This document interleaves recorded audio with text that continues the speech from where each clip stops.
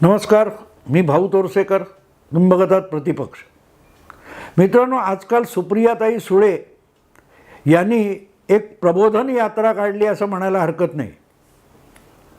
कारण घरातून सकाळी बाहेर पडल्यानंतर जेव्हा आणि जितक्या वेळेला समोर कोणी कॅमेरा घेऊन येईल किंवा एखाद्या मंचावर माईक हातात सापडेल, तिथे तिथे लोकांचं, जनतेचं आणि अगदी माध्यमांचं सुद्धा प्रबोधन करणं हे जणू काय एक व्रत म्हणूनच सुप्रियाताईंनी काम हाती घेतलेलं आहे. मी वेळोवेळी त्याची हजेरी घेत असतो. आज मी त्यांचं एक विधान ऐकलं की मुंबई का शिर्डीला, मला वाटतं शिर्डीला पंतप्रधान नरेंद्र मोदी आले होते आणि तिथे शेतकऱ्यांच्या मेळाव्यात बोलताना शरद पवारांनी महाराष्ट्रासाठी काय केलं असा प्रश्न विचारून शरद पवारांचं नाव न घेता पंतप्रधानांनी शरद पवारांवर टीकास्त्र सोडलं आणि ते शरद पवारांपेक्षा त्यांच्या कन्येला झोंबलं तर नवल नाही. आणि गंमत कशी असते बघा, ह्या असे लोक सुप्रियाताईंसारखे असतात ना, त्यांची मेमरी सिलेक्टिव्ह असते. म्हणजे त्यांच्या स्मरणामध्ये आवश्यक तेवढ्या गोष्टी राहतात आणि ज्या त्यांना त्रासदायक असतील, त्यांना उपयुक्त नसतील, अशा आठवणी ज्या असतात ह्या आपोआप डिलीट होत असतात, आपोआप डिलीट होतात. काय झालं होतं तर नरेंद्र मोदी पंतप्रधान यांनी म्हटलं की महाराष्ट्रातला एक नेता आहे, त्यांनी 7 वर्ष केंद्रात कृषी मंत्री असताना शेतकऱ्यांसाठी काय केलं. आता या प्रश्नाचं उत्तर देताना सुप्रियाताईंना भरपूर काही सांगता आलं असतं. बघा, एवढं झालं, एकेका काय ते शेतकऱ्याच्या घरावर सोन्याची कौलं पडलेली आहेत, तो जमिनीत नांगरायला गेला की सोन्यासारखं पीक बाहेर येतं. हे सुप्रियाताई सांगू शकले असतात. माझे वडील 7 वर्ष कृषी मंत्री असताना या देशाच्या शेतकऱ्याची भरभराट कशी झाली हे सुप्रियाताई सांगू शकल्या का? नाही सांगू शकल्या. परत आपलं खोटं सांगण्यासाठी त्यांना नरेंद्र मोदींचं सत्य आधाराला घ्यावं लागतं. की अरे, याच नरेंद्र मोदींनी पंतप्रधान झाल्यानंतर शरद पवारांना पद्मभूषण पुरस्कार दिलेला आहे. आपणच ज्याला पद्मभूषण पुरस्कार दिला त्याचा शेती किंवा इतर क्षेत्रातलं, सार्वजनिक क्षेत्रातलं काम आहे ते बघूनच तुम्ही पद्मभूषण पुरस्कार दिला ना. मग आता भ्रष्टाचाराचे आरोप कसे करता, नाकर्तेपणाचे आरोप कशाला करता, हा सुप्रियाताईंचा सवाल आहे. पण जे पद्मभूषण मिळालं त्यासाठी आवश्यक त्या गोष्टी तपासल्या गेल्या असतील, पण त्या गोष्टी मोदींना कळल्या म्हणून मोदींनी शरद पवारांना पद्मभूषण पुरस्कार दिलेला, अपमान केलेला नाही. पण पद्मभूषण पुरस्कार दिल्यामुळे शरद पवारांनी केलेल्या चुका किंवा केलेली पापं ही पद्मभूषण नावाच्या साबणाने धुतली जात नाहीत. सुप्रियाताईंना ते हवं असतं की तुम्हीच पद्मभूषण दिलं आणि आता तुम्ही आरोप करता. असाच जर प्रश्न विचारायचा असेल तर 50 वेळा आत्तापर्यंत सुप्रियाताईच म्हणाल्या होत्या माझे आवडते पंतप्रधान नरेंद्र मोदी आहेत. मग 50 वेळ तुम्ही ज्या पंतप्रधानाला आपला आवडता पंतप्रधान म्हणता त्याच्यावर आत्ताच त्याच्यातले दोष काढायची वेळ तुमच्यावर का आली? मग यापूर्वी मी अविचाराने बोलत होते आणि म्हणून नरेंद्र मोदींच्या बाबतीत माझा आवडता पंतप्रधान मी यापूर्वी बोलले, ती माझी घोडचूक होते. माझ्यासारखी मूर्ख बाई नाही. आज मी मोदींचं खरं रूप तुम्हाला दाखवते. इथून सुरुवात करायची.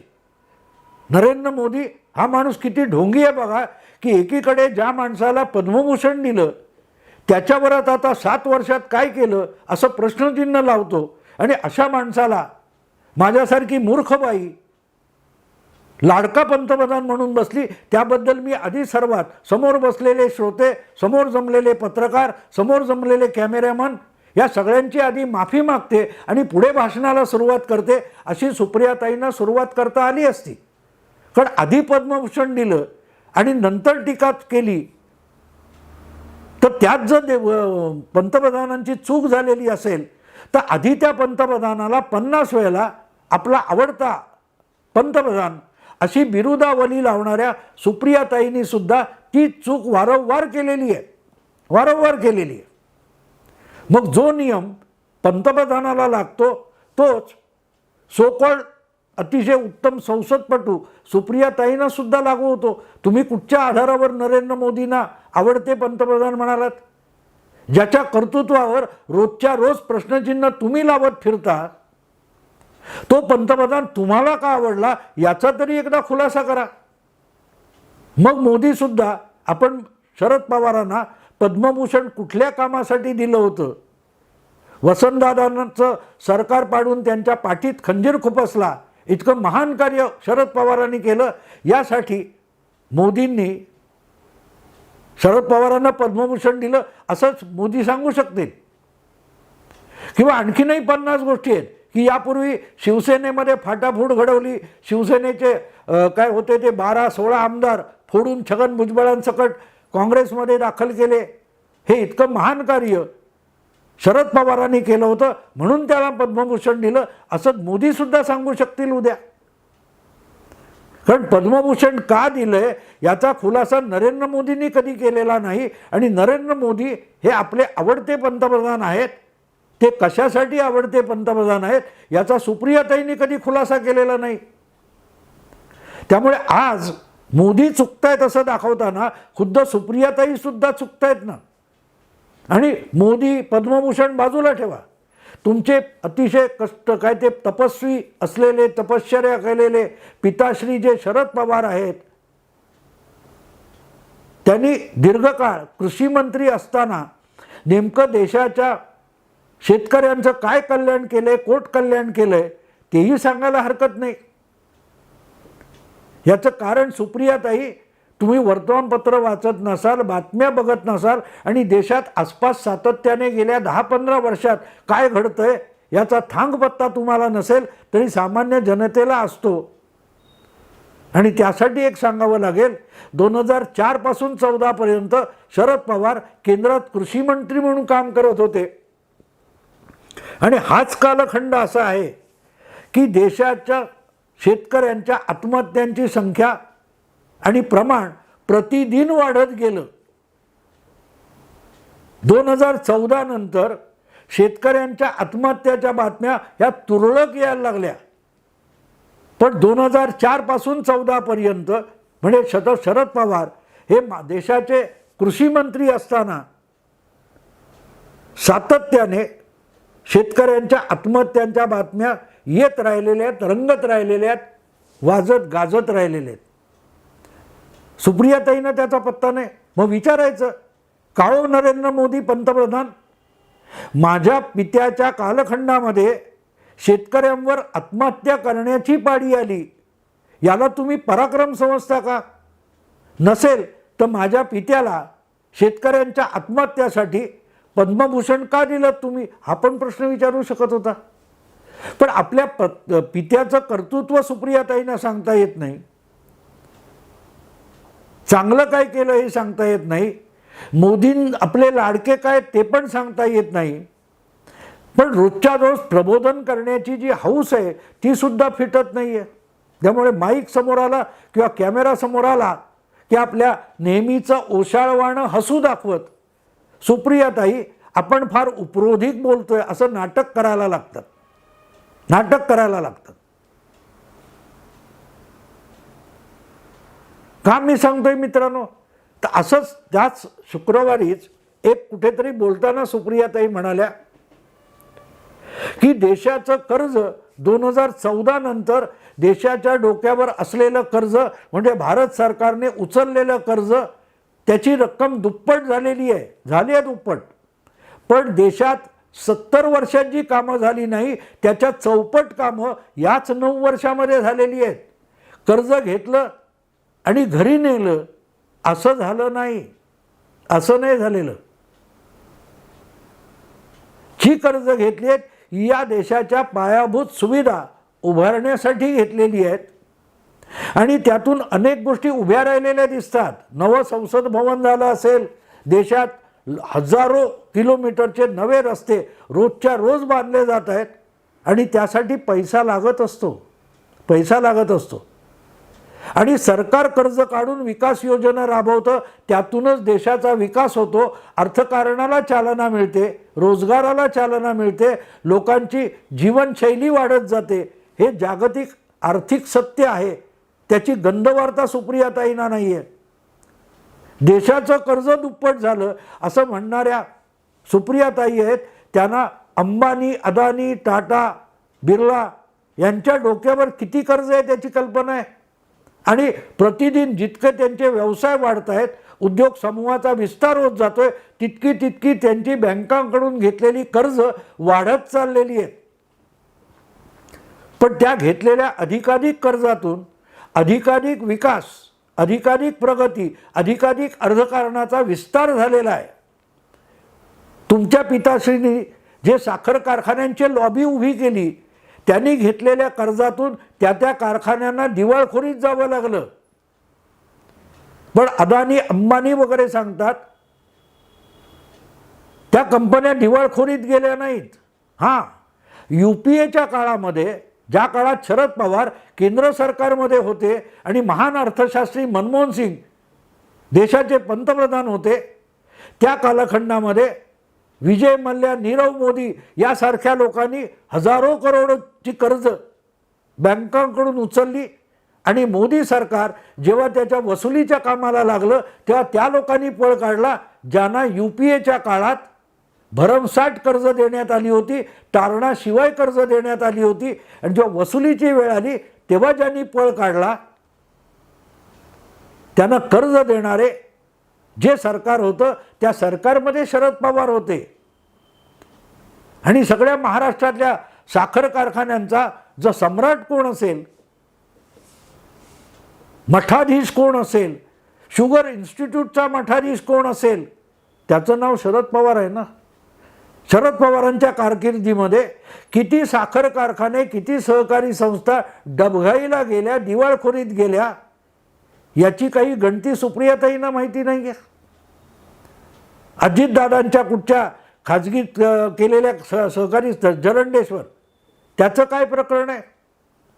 ते शरद पवार कृषी मंत्री असतानाच झालेलं आहे ना. आणि तरीही उद्धव काय त्या तुमच्या नरेंद्र मोदींनी त्यांना पद्मभूषण दिलं आणि ते मोदी हे तुमचे लाडके पंतप्रधान आहेत. देशाच्या डोक्यावरचं कर्ज दुप्पट झालं म्हणून सुप्रियाताई चिंतेत आहेत. पण जे साखर कारखाने शरद पवारांच्या बगलबच्च्यांचे आहेत, त्यांच्या प्रत्येक कारखान्याच्या डोक्यावर इतकं कर्ज आहे की तिथे साखर काढण्यासाठी जो ऊस वापरला जातो त्या ऊस उत्पादकांचं पेमेंटसुद्धा वेळेवर करता येत नाही, इतका कर्जाचा बोजा आहे. त्याविषयी सुप्रियाताई चकार शब्द बोलणार नाहीत. कर्ज देशाची चिंता करू नका. तुम्ही ज्या पट्ट्यामध्ये राजकारण करता तिथले एकामागून एक साखर कारखाने डबघाईला गेलेले आहेत. आणि त्याच वेळेला नरेंद्र मोदी ज्या गुजरातमधून आले तिथल्या सगळ्या साखर कारखान्याच्या ऊस घालणाऱ्या शेतकऱ्यांना एका फटक्यात ऊस घातल्यानंतर एक हाती रक्कम दिली जाते, हप्त्याने रक्कम दिली जात नाही. कृषी मंत्री नसताना सुद्धा नरेंद्र मोदी आणि अमित शाह यांनी गुजरातमध्ये अशी व्यवस्था उभारली की तिथले सगळे सहकारी कारखाने, सगळे सहकारी उद्योग फायद्यामध्ये चालतात. आणि शरद पवारांच्या आशीर्वादाने चाललेले सगळे सहकारी कारखाने, सहकारी संस्था, सहकारी संघटना या दिवाळखोरीत असतात. आणि त्यांना वेगवेगळ्या वेळेला सरकारची हमी देऊन बँकांकडून कर्ज उचलावी लागतात. आणि सुप्रियाताई मग प्रबोधन करताना काय सांगतात? सगळी सोंग आणता येतात, पैशाचं सोंग आणता येत नाही. हा त्यांचा घरंदाज अनुभव आहे. कारण पवार घराण्याच्या आशीर्वादाखाली जेवढे सहकारी उद्योग फोफावले ते सगळेच्या सगळे दिवाळखोरीत गेले, कर्जबाजारी झाले, कर्ज फेडता येत नाही म्हणून बँकांनी अशा कारखाने आणि उद्योग समूहांचा लिलाव केलेला आहे. कर्ज चढलं दुप्पट चौपट बोलता सुप्रियाताई. तुमच्या आशीर्वादाने उभ्या राहिलेल्या किती उद्योगांचं दिवाळं वाजलं, त्या कर्जाखाली वाकून लोक मेले. याचं कधीतरी बोलणार आहात का? आणि वर सांगायचं सगळी नाटकं करता येतात, सगळे सोंग आणता येतात, पैशाचं सोंग आणता येत नाही. खरं आहे सुप्रियाताई. आणि त्यात तुमच्या इतकं कोण अनुभवी असेल? पवार परिवारा इतकं पैशाचं सोंग आणता येत नाही असा अनुभव इतर कोणाकडे असू शकत नाही. नाही आणता येत. कारण पैसे रोखीत द्यावे लागतात, दाखवावे लागतात, खात्यात दाखवावे लागतात, तरच इन्कम टॅक्सच्या धाडी पडत नाहीत, ईडीच्या धाडी पडत नाहीत.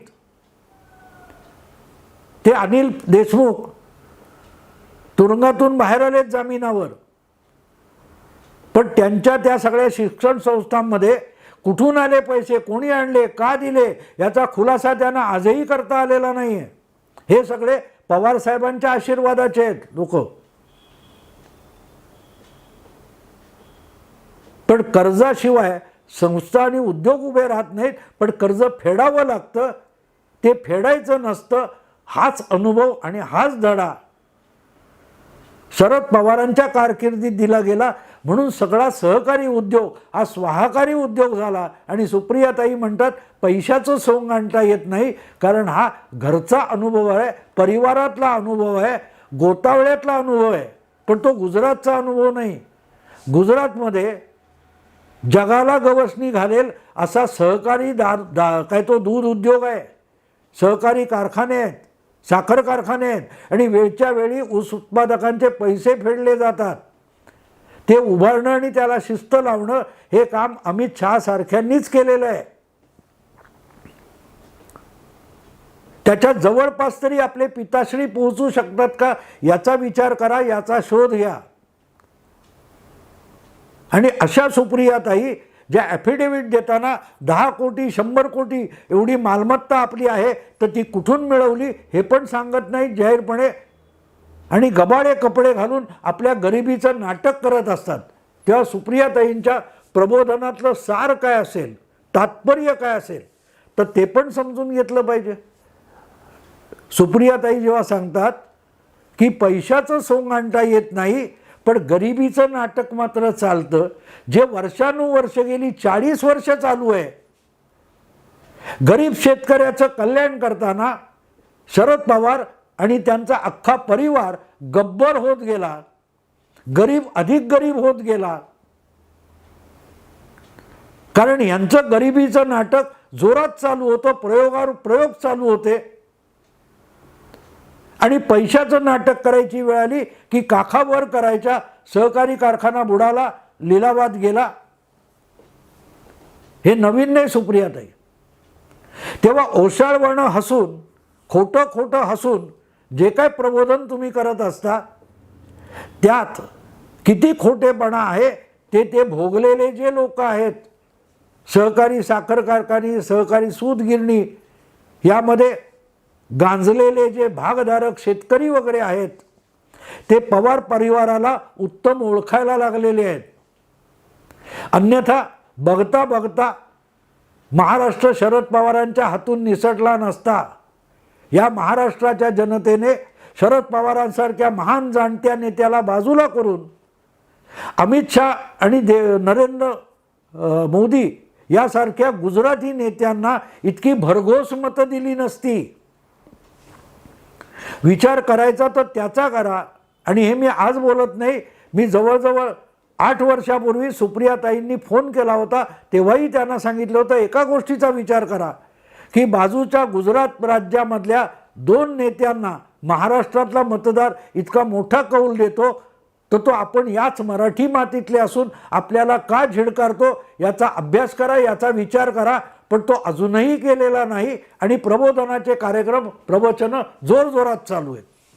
चालू द्या चालू द्या.